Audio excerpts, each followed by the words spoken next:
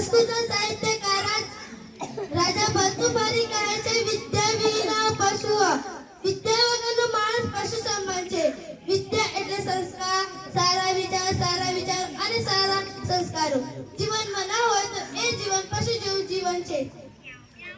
મન વચન અને કર્મથી સ્વચ્છ રહેવું જોઈએ. શરીરને સ્વચ્છ રાખવા માટે જેમ સ્નાનની જરૂર છે, તેમ મન, વાણી અને વિચારને સ્વચ્છ રાખવા માટે પ્રાર્થનાની જરૂર છે.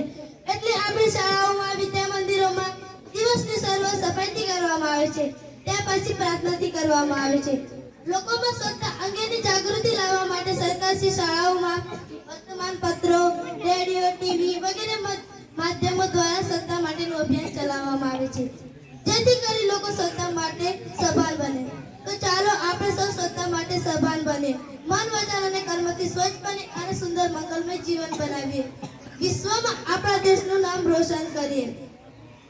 આજના પાવન પ્રસંગે આપણે સૌ સંકલ્પ લઈએ કે તન, મન, ધનથી, વિચારવાણી અને વર્તનથી સ્વચ્છ બનીએ. સ્વચ્છતાના વિચારો ઘેર ઘેર લઈ જઈએ.